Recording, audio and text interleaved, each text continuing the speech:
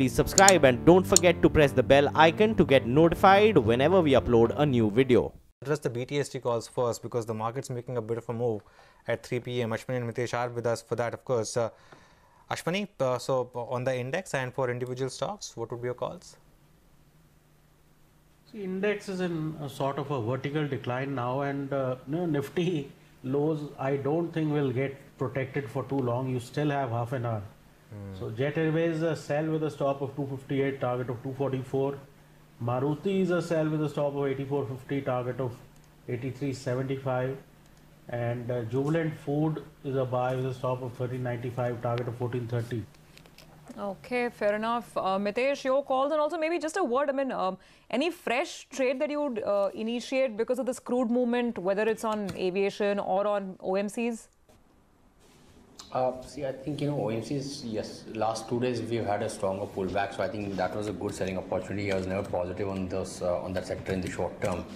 I think currently, if I have to sell, I think, I would look at selling into HPCL if it starts breaking below 249 and then keep a stop at 255. Look for declines to about levels of 238 to about 234 on the downside. Coming to my trades, I have 2 sell calls right now. Century Textiles is a STBT with a stop at 920 for targets of 895, and Container Corporation is a sell with a stop at 630 for targets of 595. Well, one of the big legs for the market that was trying to sort of hold things together, and there we go, 11,300 is just gone, is Reliance Industries. Take a look at the intraday on that stock. It's days low on Reliance, so 11,300 gone, and perfect cocktail for the bears, Anuj?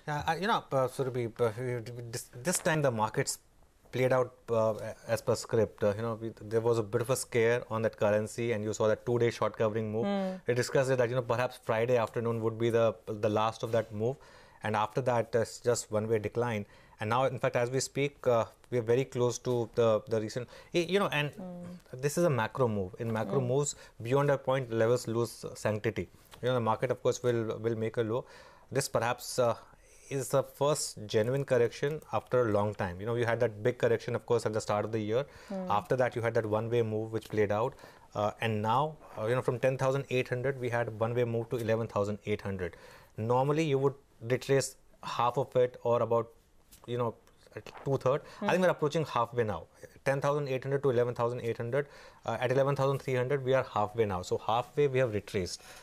It's about the balance half now. But if rupee is going back to 73 and crude is going back above 80, in that case, that's a bit of a macro headwind. And Nifty at 11,300 is still reflecting an optimistic scenario rather than a pessimistic scenario, purely because of the kind of rally that we have had in July and August. Okay, well, that's the market now trading below 11,300. And the trigger this afternoon, the added trigger in favor of the bears, has been this massive move in crude oil prices. You can still see them climbing almost 1.5%. David Lennox of Fat Profits is now joining in to analyze exactly the sort of commentary from OPEC that has spooked the bears. David, thanks for joining in. What do you make of these comments from OPEC? Is there an indication that there'll be a real demand-supply constraint, perhaps come November when the Iranian sanctions kick in?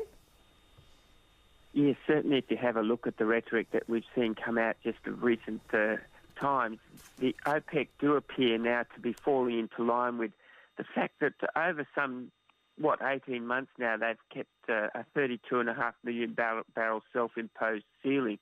And we've only seen production from OPEC just reach that amount of recent times. So one would have to suspect that it is showing that the market is still very much tension to the supply side. And when we do see not so much interruptions, but the view from OPEC that they will cooperate within themselves and with their other allies, that's pushed the oil prices up to the highs that we're seeing at the moment. David, there are 3 to 4 things perhaps to look at right now. One, of course, is the Iran sanctions and the steep decline that we've seen in exports from them. And now the OPEC statements talking about prolonged agreement to cut output. Investment seems to be a concern, as the OPEC SECI has talked about. And, of course, on how they're comfortable above $80 per barrel as well. How much further do you think all of these factors will add premium to prices now?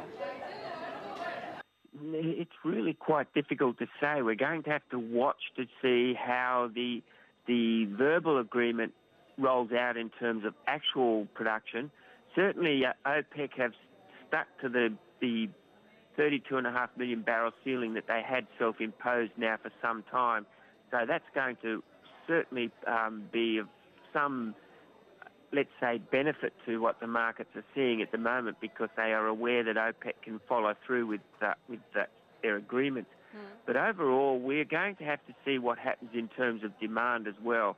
And we are now starting to look at looking to rolling into the northern winter, which is the slow period for oil. And if that's the case, and we do see now tariffs being imposed, and if that starts to impact on economic growth and then flow back through to oil demand, we could see some offsets coming in the demand side of the equation. But at the moment, as I said, there is that tension in this supply side, and when we do see potential for not so much disruptions, but even just stable production, we're seeing the oil prices move to the higher side. Okay, David, thanks a lot for joining us. Manisha, thanks a lot for that quick update. Really, I mean, for the last 10-15 minutes, just also outline the kind of risk that we have right now with the equity market. It's so sensitive, so sensitive, Surabhi, to, it's a bit of a chicken and egg situation. You had that Brent move, similar at same point you had that rupee move, because it's linked. Rupee's move is linked to Brent, and that in turn, that move is linked to the bank nifty. The moment you see that the way dollar rupee moves, the inverse move happens on the nifty bank. And of course, because bank nifty is the largest component of the market, you have the nifty also making a bit of a move. So it's a bit of a vicious circle which at this moment is playing out. Now keep in mind, well, the mid-cap market is going through a bit of a problem. Just pull out the intraday chart. I think in the break, Surabhi was spotting Granules India. Just pull out that stock intraday, and that's of course has had a big rally. So that space is vulnerable. So 5.5% straight away is gone is what you have on Granules. And now keep in mind, this move normally is followed by a similar move in the likes of Ajanta Pharma and also Strides. These are these three stocks which almost move in tandem. And I won't be surprised to see almost similar move actually play out in a stock like Ajanta Pharma. So some of these vulnerable stocks where you have seen some rally of late. That's the other curious part, isn't it, Anuj, today? Because, I mean, your typical safe havens of pharma, I mean, even the larger pharma stocks, Lupin, Dr. Reddy's, we aren't getting too much of safe haven buying, even on that side of the market today. Yeah, I think if the market has decided, it wants to fall, so to be in that case, nothing will be prevented. I mean, look at something like an NIIT Tech. Just an example. Just pull out the intraday chart on an NIIT Tech. You would want to take profit where they are available right now. And right now, the two spaces where there is some profit which is available are IT and pharma, especially in the mid-cap IT and mid-cap pharma. So that's why you're seeing this kind of move also play out in IT and pharma. Okay, it is a tough market. Let's get the conversation going with Pankaj Pandey as well as Neeraj Diwan. Neeraj, just your thoughts on whether you look at any sort of cherry picking right now on the two sectors that we were just discussing, mid-cap IT and mid-cap pharma. Anything for the portfolio? I would say that, let the current, move in oil and rupee play out, because we've seen a decent rally happening in pharma and IT. And if rupee, the weakening of the rupee stops, and if oil also peaks, then these things can also reverse very fast. And then I think then you don't see the rally in IT and pharma continuing beyond a point. So I think one should see whether this is the peak of the oil rally we'll be seeing, or there's some more rally to go, and then take a call. I would rather stay put as far as even IT and pharma is concerned. Okay. Well, Pankaj Pandey is still with us. Let's just get some thoughts in. Pankaj, in fact, I think you are looking at one of the pharma stocks. One of your picks is Syngene. So tell us what the risk reward is like. What do you think works here? Good afternoon, Surabhi. See, on Syngene, we have a target price of 685. I think we like the business model of the company, given the fact that the company is in the contract research space and largely catering to top global innovative companies on the pharma side. In terms of their customers, of the top 10 pharma companies globally, 8 of them are their customers for the last 5 years. Company largely from an overall revenue perspective, if you look at last 5 years, they've grown at about 21% odd. And we would expect that even for the next 2 years, the growth rate would be similar at about 20% for both top line and bottom line. 95% of the revenues are from exports. Now, if you look at the global pie, global R&D spend from big companies about $140 billion, and typically a lot of it can be outsourced. So what is broadly expected is that about 70 to 75% of that can be an outsourcing opportunity. So this company is in a very interesting space. And we would expect margin profile to be at about 32%. ROCs will be in excess of about 30%. And recently, in the last 12 months, the company has bagged some of the new clients, say for example, GSK, Herbalife, Amgen. And as a result of that, the company has increased their capex guidance. Earlier, they were looking to do about $200 million for the next 2 years. Now they have increased to about $300 million. And so good growth, good opportunity pie, which this company is chasing, and even a benefit of rupee depreciation also would accrue to them. So all this puts us a good case for this company to look at. And I think this company should do well, given the fact that it has not really performed too well in terms of prices. Okay, the other one that you like is Trent. And of course, the retail space has done well of late, or at least last year it did well. But what's the trigger for Trent? So, Anuj, in case of Trent, if you look at, we have a target price of 410. Now, their flagship format, which is Westside, what we have seen is that the company used to open about 7-8 odd stores on a per year basis. Last year, they opened about 17, and the company is turning even more aggressive. So, they are looking to increase this store addition to about 30%. And what we have seen is that this piece of the business has grown at about 23%, and with the kind of store addition the company is looking to do, the growth rate of about 23% should be maintained. In addition to that, they are also looking at some of the newer formats like Zudio, which is a fashion apparel business, where if you look at 2/3 of the apparels will be below 1,000 price points. So it's quite a sharper price point to look at. So there also we are expecting a good set of numbers. At this point in time, they've got about 7 odd stores, standalone stores, and they are looking to sort of increase that to again about 30 stores per annum basis. What we also expect is that the star market format which they have, earlier they have been sort of making losses there, but now they've got the right template, so they're looking at store sizes of 5,000 to 10,000 per square feet, and they're looking to sort of become profit or generate profit in the next 2 or 3 years. So all that should lead to good ROC expansion from about 10.5% to 15%. Bottom line wise, we would expect that see last 2 years the bottom line has been largely stagnant at about 85-86 odd crores. That should improve to about 240 odd crores, and the top line growth is expected to be fairly robust at 25 odd %. So I think aggressive expansion across formats makes a good case for this company. And finally, our last pick is a fairly musical one. You seem to like Sare Gama quite a bit, Pankaj, and I know we keep discussing this when Mangalam was pointing this out earlier as well. I think their offering Carvaan was quite unique, but just very quick thoughts on this one. So on Saregama, we have a target price of 790. I think it's a very old company, so they've got a good collection of about 1.2 lakh songs.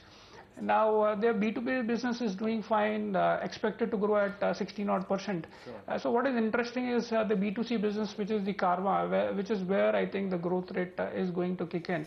So from about 3.8 lakh units last year, the expectation is that in FY20 they'll be selling about 8 lakh. Pankaj will have to unfortunately come in over there because we will be speaking to the principal economic advisor, Lata Venkatesh, in conversation with Sanjeev Sanyal. Yes, despite being bedeviled by turmoil in the financial markets, the government yesterday proved that it is going ahead with its reform agenda. It announced an unexpected and quite dramatic amalgamation of 3 listed banks, Bank of Baroda, Vijaya and Dena Bank. What was the algorithm behind the choice of these banks? And is the government confident that the turmoil which, the markets are continuing to persist, is this turmoil going to be a passing one? For these and other questions, we have with us the Economic Advisor to the Finance Ministry, Sanjeev Sanyal. Thank you very much, Sanjeev, for joining us. Well, first, exactly that is the question. On what basis were these three banks chosen for amalgamation? I think the issue of consolidation has been discussed for quite some time, and we have wanted to do this for a while, given that most people agree that there are perhaps way too many scattered public sector banks, and that in the long run consolidating them would be probably make them more commercially viable. So on that basis we have decided to merge a group of them to make them create a somewhat bigger entity which will be hopefully more successful commercially. So the most important thing to understand out of this is that it is being done on a commercial judgment. This is not an attempt, by the way, to suddenly wish away the NPA problem, which many people think. This is a commercial judgment which in the medium term will hopefully lead to more viable banks. So this is something we have been trying to do for quite some time, and I'm sure DFS Secretary Rajiv Kumar will be able to give you the exact details of what is how the numbers stack up, but this is basically why it's being done. No, he gave us in his press conference some numbers of the three banks, but what I'm trying to get at is the factors that y'all considered. Was it regional presence or duplication? Was it technology platform? I mean, if we know the algo for this consolidation, we can figure out the next merger candidates. That's my point. Well, I'm not going to begin to tell you about what the next consolidation is going to be. We will go about this quite carefully. This is not sort of we are not doing a binge merging exercise. This will be done carefully, one at a time. You've already seen, we did the SBI and its subsidiaries merge. Now this has happened. At every time it's done carefully and slowly. So, we will take our time, stabilize this one, and then we will move on to the next one. But can we expect at least one more merger, consolidation, amalgamation this fiscal? I'm not in a position to comment on that. No, I mean, my point is there are 10 banks in the prompt and corrective action list, PCA list of the RBI, even after you exclude Dena Bank. That's why this question. No, the key thing that I'm trying to make to you is that we are not trying to resolve the MPA issue or the PCA problem or etc. by doing this. This is a medium to long-term view of consolidation, which has been, by the way, discussed for a long time. This is not like we came out of nowhere and did it. So it's not the case that we will suddenly go around trying to use this to resolve those issues. So this is not the case at all. And therefore, we will go about this deliberately and slowly. Okay, I take that point. But why amalgamation? Doesn't this route sacrifice minority shareholder interest? Why not, for instance, the open offer route? The various options are there. A judgment was taken that this would be the most convenient way of doing it. There are, I'm sure, other ways of doing it as well. I'm asking because I want to know whether the rights of minority shareholders will be a consideration at all in the next set of mergers. As I said, I mean, every way of doing it has pros and cons. So obviously, judgment was taken that this was the most convenient way of doing it. I'm not saying that some other way will not be used in another case in the future. That's always open. Okay. Well, you kept saying that the banks were chosen carefully. Were chosen. I mean, it was a government diktat. That's how it looks from your answer. In the early references to consolidation by the government, we were told the boards of the banks will chat and consult. That was the impression we got in the Gyan Sangam. Now it looks like a diktat. No, that is your interpretation. I can assure you a lot of discussions happened on all sides before such a major decision was taken. Well, actually, one of the top officials of one of the banks told us he learnt about the consolidation of his bank from the press conference. Well, top managers were consulted, so this is not quite the case that, maybe there are some individuals who may not have been aware, but adequate number of officials on all parties were consulted, yes. Okay, you say what you will, national interest here has prevailed over minority shareholder interest. Don't you worry that this attitude will scare away minority shareholders from PSUs in general? I don't believe so. I mean, I don't think minority shareholders are going to get somehow being done over by this. You know, a fair amount of thought was put into doing this. It's not like we did it all of a sudden. You know, a lot of thought has gone into doing this consolidation. By the way, consolidation has been discussed for a long time. So this has been almost maybe a year since the last set we did with SBI. So a lot of time and energy has gone into doing it before being attempted. And that is why I keep making the point to you is that we will do it. We will see what happens out of it. And then whenever, if and when something like this is done, the lessons will be then implemented. Even in this process, the process has just begun. It's just been announced. So along the way, many things will be also done. Okay. Of course, we want our minority shareholders to benefit from this. So various trade-offs have to be made at every stage. Every other way of doing it would have had some other downside. So it is not that you know, trade-offs are made, and of course we are very you know, we do want all shareholders, minority and majority, to benefit from this. Okay, that's Sanjeev Sanyal defending the move to amalgamate those three banks. By the way, keep an eye out on the rupee and on the bond yield as well. Again, we're at 8.11. Those are the kind of levels. A lot of NBFC stocks are selling off as we are in the last few minutes of trade. Indiabulls Housing Finance, Bajaj Finance. Big cuts and a difficult day. Let's take a break and we'll be right back.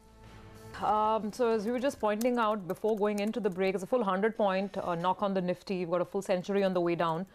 The mid-cap index has also suffered quite a bit today. We have Anand Tandon now joining in on the last leg of the show. Anand, apologies for the delay. We just had that conversation with the principal economic advisor that suddenly was scheduled.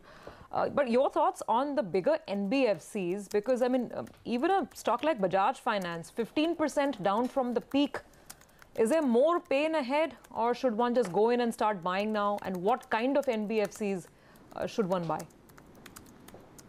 Well, actually, it depends on your view on the market. If you think this is the beginning of a correction, I don't think you should be buying anything, much less NBFCs, because if at all the correction will happen, it will happen in those where the maximum money has been made. And clearly, Bajaj Finance and its ilk are the ones that have attracted the most capital and have made the most money for investors over the last several years. So the last thing you want to be buying is NBFCs. If you however think that this is one more of those small dips, then of course there is all reason to go in. In my view, I think this could be a major one. You have seen oil go up, currency come down dramatically, you know, a bumbling regulator, a fumbling government. And the question to be asked is, why is the market still where it is? So, Anand, good afternoon. Why is the market where it still is then? You know, what is it pricing in? I haven't the faintest clue, because if you look at it, the only thing that has been working has been consumption. And with you know, all attempts by the government to add protectionism, raise prices, increase taxes, leave the fuel price where it is, I don't see how that can last very much. Most of the other legs which were running, for example, in infrastructure, etc., based on government expenditure, are not showing any signs of movement. You know, anything you look at in government expenditure, for example, whether it's infrastructure, defense, all of them have kind of given up. The only leg left to crash is now the consumption piece. And I think sooner or later that has to go too. Typically, a sharp fall in the currency is a precursor to a sharp fall in the index. You know, I think it's only a matter of time now. Okay. Ashwani, coming on this, you know, Hindustan Unilever is ending at the highest point or close to the highest still. You know, so what's the market's verdict here? You reckon this was just a counter trend move which would fizzle out, or is FMCG at least going to offer some kind of resistance here?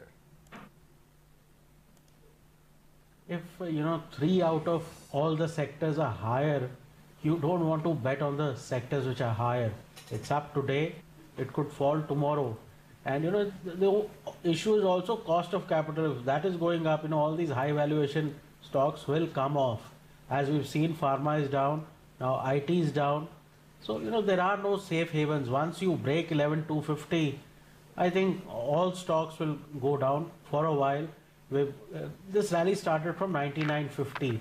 So your 50% is still quite a way away. Okay, well, the spirit which we've been going, who knows? Anyhow, gentlemen, just hold on. We'll quickly wrap up the day. So almost a century down. I think adjusted prices, I don't know if it'll be, I guess it'll be below 11,300 for sure, Anuj. Yeah. How does it look? No, below 11,300 for sure.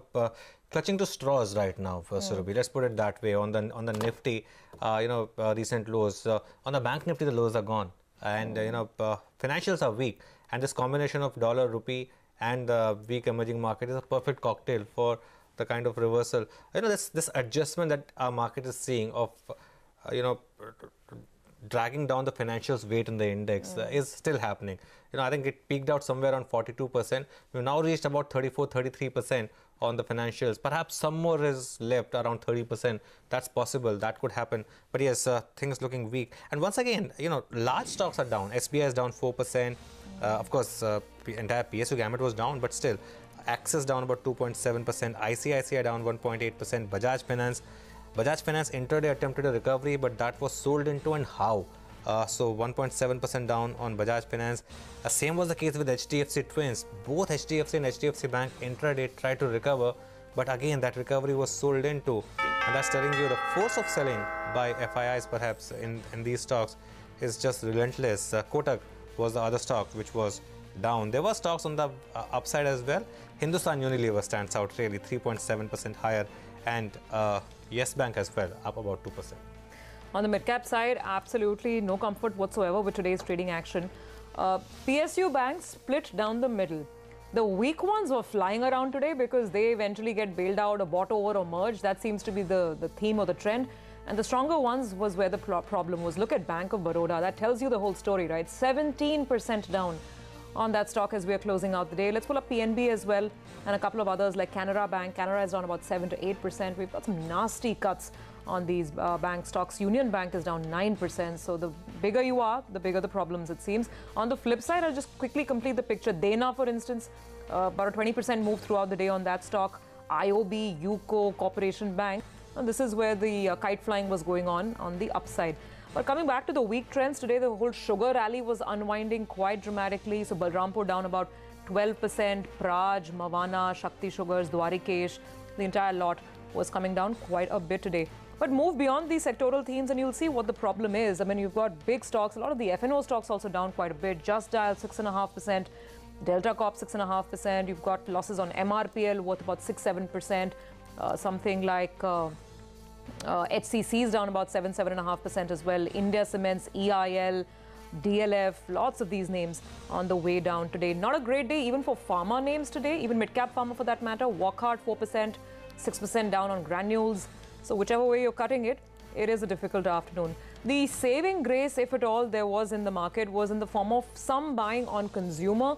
So Jyoti Labs has had a good run, 4% up, some late afternoon buying on that stock. Jyoti Laboratories up about 4%, some sort of relief for Jubilant Foodworks, 2% higher. But even here the gains were coming off. Nestle Britannia, minor green ticks, Dabur 2%. So minor green ticks here and there on consumer stocks.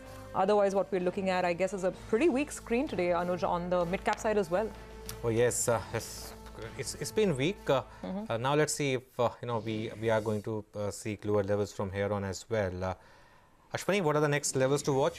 You're talking about the entire rally, Ashwani, 1950 to the rally. I was referring to the rally which started in July from the lows, which started somewhere around 10,800. Why shouldn't we correct the entire rally? I think there's a good reason. The macros, etc. And that's not too far as well. That's about 10,850, 900. So another 300 points will feel like a long correction, because all hell will break loose, stocks will get hit, mid caps will crash. So I think that phase of just throwing out stocks and being done with the market, that's probably still to come. So that way, given the speed at which we are going, I don't think 11,250 is going to hold on even for a day. And basically the momentum is picking up as we go lower. So my sense is another 300 points, and then let's see if 50% holds on, because if things keep getting weaker and crude gets to 82 and rupee gets to 73.50, then even 50% may not hold. Anand, I take your view on the market and the overall concern, but do you have a shopping list at all right now? For instance, you're getting a Maruti 8-9% off. Some of the cement stocks have come off. Anything on that list of yours? Well, obviously, if you have to be invested, then things like cement would still look decent. I would imagine that you'd expect to see some price rise, assuming that construction can continue once the monsoon is decidedly over everywhere. So next month, I would expect to see a price rise there. Plus, the festive season is there, so almost all consumer-based stocks, especially the consumer discretionary space, will probably see some uptick in terms of demand. Though on a YOY basis, whether that will happen or not is still a moot question. But at least from a quarter-on-quarter basis, it will definitely begin to look good. So if you have to look at it, look at the market, I guess that is the one or two places that you could still be in. Besides, of course, those which are exporting, where despite the rally that we have seen, I think opportunities still exist, especially in frontline pharma. Okay, all right, gentlemen. We will take your leave on that note. Thank you very much for joining us and giving us your take on the market. Today has been another weekday. We'll take a break, but on the other side, we get you excerpts from an exclusive conversation that we had with Ridham Desai of Morgan Stanley. Well, in all the gloom and doom, here is a very, very bullish voice. Ridham Desai of Morgan Stanley believes that the India growth story is intact and on a recovery path, and this could translate into better earnings. In an exclusive conversation with us earlier, he said that stocks will move higher over the next 1 to 2 years. I think the bull market is now reaching a stage where it is going to get backed by strong fundamentals. Now, obviously, there are a lot of risks along the way, and I think everybody is focused on those risks, which is usually a good time to actually engage in stocks. When people start disregarding risk, that's when I think you get worried. But for now, I think growth is looking good, likely to surprise on the upside. The profit share in GDP is at near all-time lows. So I think we're going to likely witness a very sharp recovery in corporate profit margins over the next 2 or 3 years. Do you think political risk as well as interest rate risk can be very big caveats to your Sensex target? The Sensex target is what it is. I don't think we should overly focus on this. Stock markets are forward-looking animals.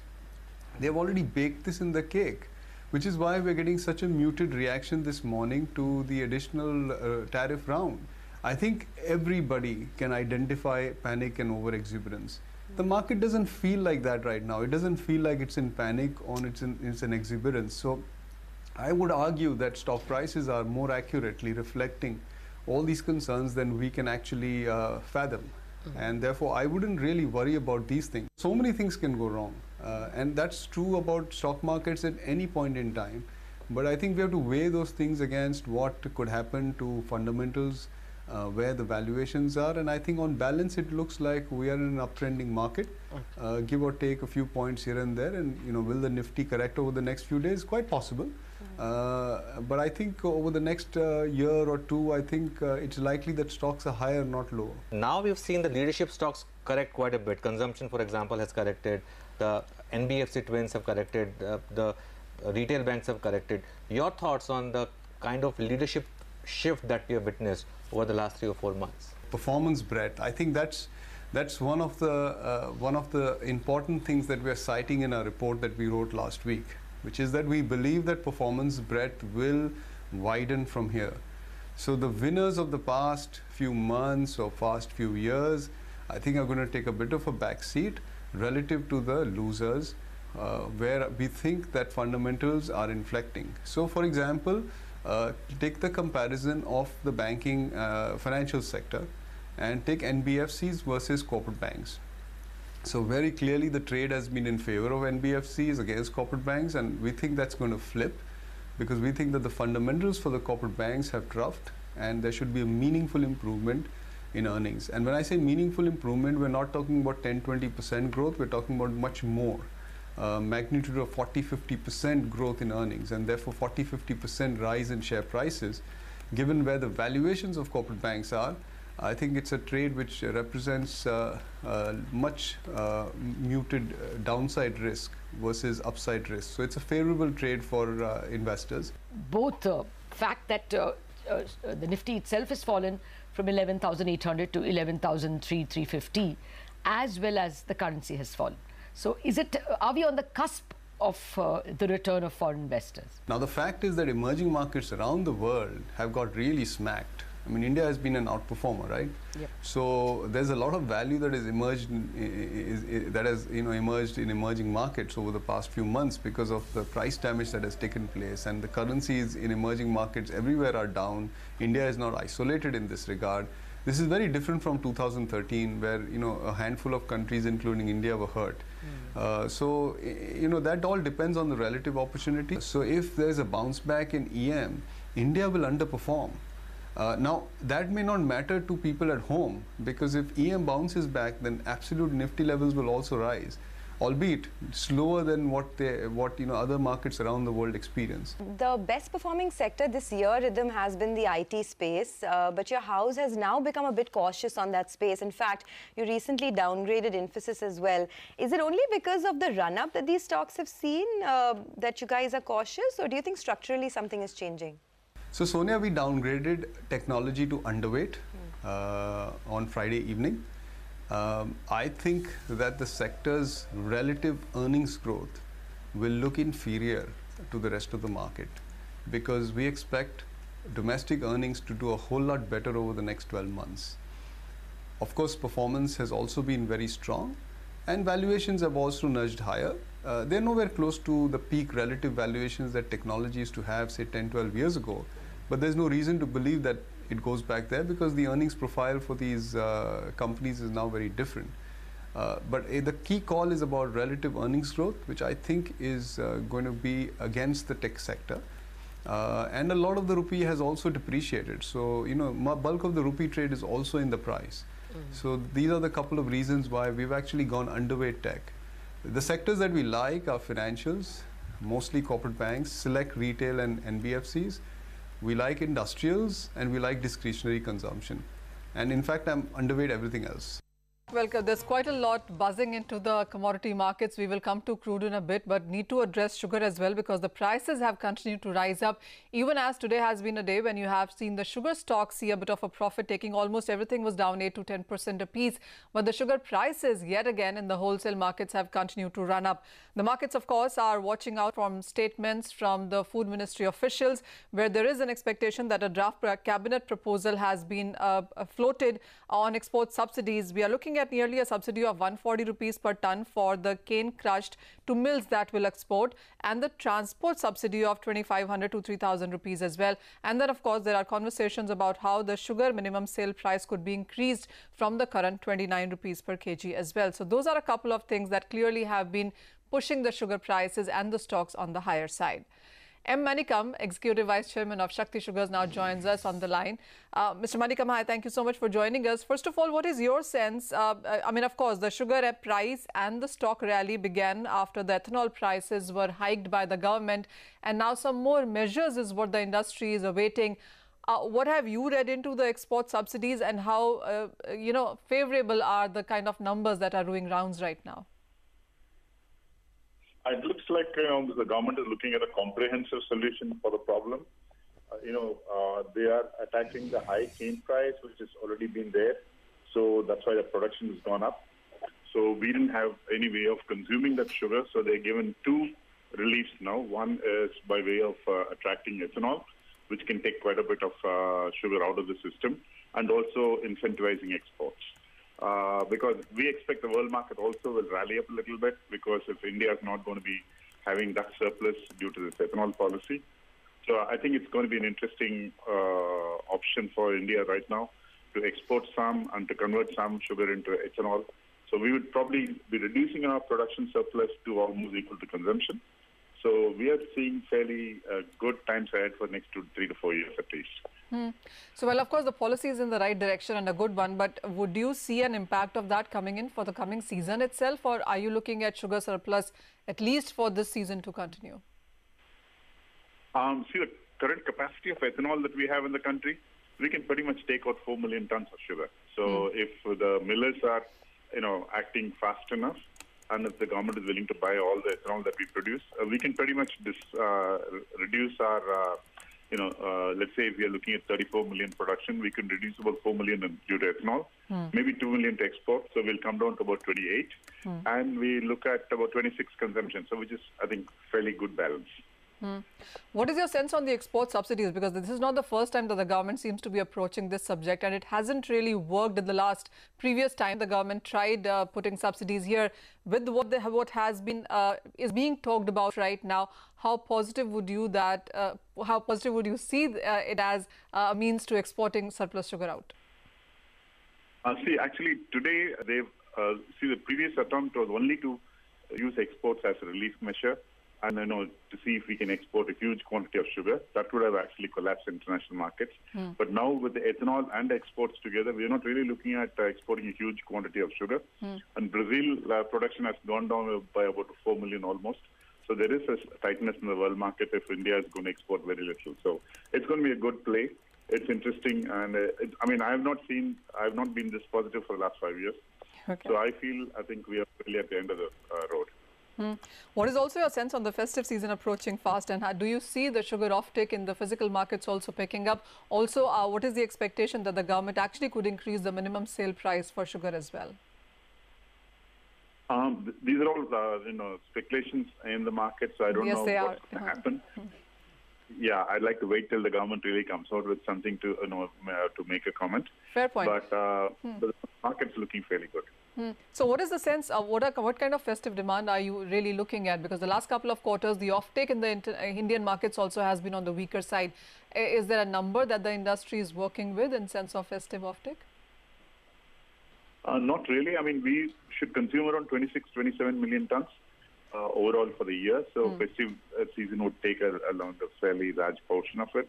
But we are looking at overall consumption. We're not really focusing on the festive demand as such. Point taken, Mr. Manikam. Thank you so much for taking time out and speaking to us. So that is the view really coming in from Shakti Sugars. If the mills actually do produce ethanol, and if the government buys all the ethanol that is produced, then nearly 4 million tons of surplus in sugar can be taken off the market. That, of course, would be a big number there. And it has been the crude oil prices making all the right, perhaps strong news rather, with nearly 1.5% of gains. We've seen the crude oil prices run up to near $80 per barrel for the Brent prices, and the NYMEX also has seen nearly a percentage and more gains coming in onto that one. So 25 cents away from $70 per barrel for NYMEX as well. The interesting thing really is that when you look at the NYMEX and the Brent prices, there's nearly an $10 of a gap between both those crude varieties. But it really has to do with the kind of statements we have heard from OPEC General Secchi, who has said that $80 per barrel would be a fair price. Also that OPEC and allies would continue their output agreement going forward beyond December 2018 as well, with of course the Iran sanctions looming large. More output cuts from OPEC and allies is something that the markets did not want to hear, and you saw that immediate reaction come in for both of those prices. Preetham Kumar Patnaik, business head at Reliance Commodities, now joins us to talk more about that. Preetham, hi, good to have you. What is your sense on the crude oil prices going forward from here? Because higher global crude oil prices and rupee depreciation clearly makes Indian crude that much more expensive. Absolutely. So, Manisha, although how much I would like to say that, we should, discount all the noises that are made in the market, but these are very credible noises and coming from very senior people. That said, if you remember, yesterday only the Energy Minister of Russia had come out and said that they are looking at increasing the production by almost about 1 million barrels a day to counter the Iran issue. So if you were to just keep the statement aside and then take a view on how the crude oil markets have shaped up of late, one cannot discount the fact that Iran has already dropped its export by almost about 40%. Correct? That means the market has kind of already factored the Iran issue. And also the level that the OPEC General Secretary mentioned was about $1 more than current prices. So it's not a very significant different number which they had spoken about. Correct? What is interesting is to see what is the impact of the recent tariffs which has been implemented by US. And what one needs to keep in mind is not the 10% tariff, but it's the 25% tariff which is going to follow in the next financial year. So what it does is that it kind of drags the macro data and impact on China to next year, literally. And if the impact of such a transaction is going to dampen the demand per se in the market, then whether or not the General Secretary feels that $80 is the right level or not, the demand could dry up and that could impact the crude oil prices. So one way to look at it is that 80 looks like a strong level then, because, you know, if they come back and said 80 is a level on an average, that they've mentioned over there very clearly, which will take both highs and lows. So in our opinion, I think 80 becomes a very strong resistance level for crude oil at this point. If I specifically mention Brent. Preetham, I take your point well that in past we've seen even the best of market leaders talk up the markets. I mean that is something that you can't discount right now here. But with Iran and with the OPEC meeting coming in December, with the Algeria meeting coming in the next week as well, how much of a volatility and how much of a price range then would you be looking at? Yeah, so the volatility factor actually increases, and the fact that they're meeting in Algiers on the 23rd, as I mentioned, I think the volatility is going to be there, and we're going to see anything between $2–2.5 kind of a movement in this period. It's not going to breach below 68. When I mean that, I'm not talking about WTI and NYMEX crude. It's not going to breach 68 levels on the lower side, and I don't think it's going to cross over 70 in a jiffy. So this is the range that we're looking at currently. Fair point, Preetham. We will keep an eye on that range that you've given out. And of course, the crude oil prices, it would be important to see on how the evening session in the US markets also pans out for that commodity. But with that, that's all the time that we have on this edition of Closing Bell. After the bell comes up next.